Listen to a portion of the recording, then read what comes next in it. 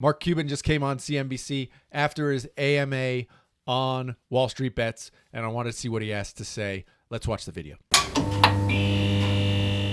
you actually own when you own a share of stock in Apple? Well, Apple pays a dividend in a non-dividend paying share stock. What rights do you have as a shareholder when you own a share of a company that doesn't pay a dividend? If that company has a lot of discounted cash flow, are they actually, and they don't pay dividends, and they're not growing, and they're not investing, maybe they buy some shares of stock back. Maybe they issue more options for their executives. But what do you truly own? There was a point in time, back in the day when you owned a share of stock, you felt like you were an owner of the company. Now they have multiple classes of stock. You don't really own anything. What you own is the right to sell it to somebody else. It is effectively a digital representation of a share of stock that gives you the right to sell it or to buy it from somebody else. And it's so you're saying that changes in. That's an interesting point. Yeah, back in the old days, with the dividend days, old days, you did probably feel like you had a lot more ownership of a company because you were getting paid by that company. But you look at today, what's happening today, I think what he's saying there is that it's all kind of this speculation of somebody else buying it at a higher price than I would buy it at. So this idea, some people have been saying, oh, this is it's all speculation. It's not based on any fundamentals. Mark Cuban saying, yeah, that's everything now. Let's continue. See what else he says. All right. So you're saying the changes in ownership structure. I mean, you're not no longer a shareholder. You just hold a trading instrument. I mean, that's sort of a dark view of. It's not a dark view at all. I mean, look, if you go back to my blog post from the early 2000s, I said the exact same thing. Right? I haven't changed my position in all these years. And supply and demand matters. Why do you think that, brokerages have analysts that go out and make calls and go out on CNBC and come on and talk about the calls that they've made and the things that they see happening? They want to create demand. I mean, the reality is they shouldn't. If it was truly about ownership in the company, no analyst should go out there and say anything because you want the stock to stay as low as possible so you can own more. Right? Well, I mean, dude, that is awesome. That is totally Mark Cuban, man. That is awesome. Totally. In theory, yeah. If you really were super psyched about that stock, you wouldn't want to tell anybody. Nobody. Right? Because you just keep buying up the stock at the cheap price. Man. That is really tight. Well done, Mark Cuban. That's awesome. Whether you're a Reddit trader or an institutional trader, you crave research, Mark, and that's what the banks sell. That's what analysts sell. There's value in that. No, I'm not saying there's not value in it, but I'm saying if I'm a client of your research firm and I pay you for that, great. But when you go on CNBC and talk up your book, you're saying, okay, I'm creating more demand to create an exit or just to inflate the price. When in reality, if you truly were an owner and you had additional capital, you'd want that price to be as low as possible because you want to own as much of the company as possible. That's what Warren Buffett. That's the Graham and Dodd approach. Keep that price down because it's undervalued, so I can buy more. But that's not what happens. We go out and we get long and we get loud because everybody wants that price to go up because that gives them an outlet to sell it. And I just don't see any difference between that and what Wall Street Bets is doing. Now, I understand your point that an analyst, may have more training, more background, more, hopefully not more information, but at least be able to share that. And maybe somebody on a message board does not, and maybe they're just lying or pretending or whatever. I get the difference there. But at the same time, the goal is the same, to get long and get loud. Get long and get loud. Man, he's right as rain. He's right as rain, man.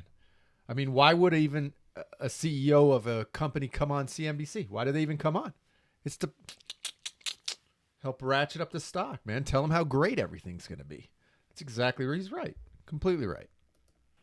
So, Mark, is there a world in which, GameStop can sustain a $20 billion plus valuation? And what is it then? Is it simply a store of value completely removed from fundamentals? Do you think that we're going to see that with some of these other names? And It really comes Go down ahead. to, look, if somebody like Ryan Cohen, I don't know him at all, has had success with Chewy.com, and he put up a lot of his own money and bought 12, 13% of the company. Now, he's truly an owner, and owning that much stock, he put himself on the board and he put other individuals on the board, and he invested in a company that has about, 35% of its sales that are on e-commerce.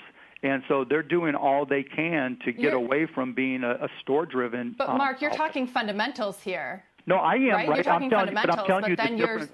No, because you asked me about the future of the company itself, right? And so I told you there was a reason why somebody bought the stock, right, and invested, I don't know how much money that Ryan invested to actually take ownership in the company and to actually influence the operations of the company.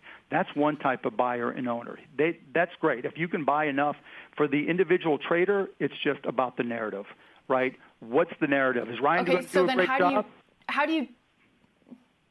How do you justify that? I guess my original question is, how do you justify $20 billion plus valuation? You're talking fundamentals, but when you're talking to the Wall Street Bets group, you're saying that it can keep going up and up again. What is that based on? It's based off of supply and demand, like anything else. If you bring so enough then my question buyers, is, what is GameStop? What is GameStop? Is it just a store of value at that point? Who am I? What am I? What is GameStop? What is anything? What's Tesla? What's Apple? What's Ford? Is Ford Motor Company, is it the technical aspect of it? They can make great engines and cars, or crappy engines and crappy cars? Is it the sales funnel? Is it the marketing? What is it? It's everything. Jesus fucking Christ. It's everything. What do you mean? Point. yes, like any non-dividend paying stock, right? Look, the idea of having $1 trillion market cap in a company would have been laughable 5 years ago, 10 years ago. The idea that a company's market cap would go, $1 trillion company's market cap would increase 50, 60%, or $600 billion, and more than, almost any other S&P stock in months, would seem incredible. We all would say the fundamentals could never support that, right? It's supply and demand. How many buyers and how much money is... 100%. The fundamentals don't support it, right? But if you look at today and what's happened in today's companies, the fundamentals, if we just looked at fundamentals, let's just take some of the best companies in the world. Amazon would have never happened, ever. It would have been impossible for Bezos to build Amazon.com. It would have been impossible, 100% impossible, if the people who invested and helped build that company did it solely based on fundamentals. It just would never work. It can't just be based on fundamentals. Some of the best things in the world are never based on fundamentals. I heard a guy say once, if you'd ever thought about starting a company and thought about and knew what it would take to actually do the company, you'd never actually start the company. Because the fundamentals are, you're going to work harder, you're probably not going to succeed, you're going to spend every penny you have, you're going to have to borrow money from your family, you're going to ruin relationships, you would never do it. The fundamentals never make sense. At some point, to build something great, it has to be far more than fundamentals. Far more.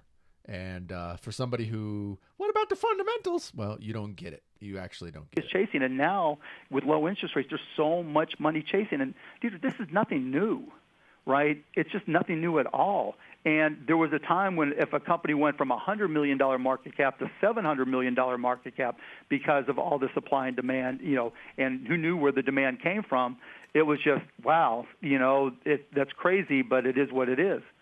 Now we're only questioning it because it came from a message board. Good stuff there from Cuban. Good stuff. You see all the pushback from CNBC, and I don't get what is the pushback. He's not saying anything new right there. I mean, he's just talking what we all know. I just don't understand. Well, what about the fundamental? CNBC's, I've never heard more talk about the fundamentals over the last 10 years. I haven't heard this much talk about fundamentals. And CNBC, anybody want to start a new finance channel? Because CNBC is a bunch of just, God, bureaucratic, I don't know, lefties who think they know how the thing runs and obviously are completely disconnected from the actual way business actually takes place and the stock market actually takes place. Great stuff from Mark Cuban. Love you, Mark. Hit me up in the comments, say hi, and have a great day, everybody.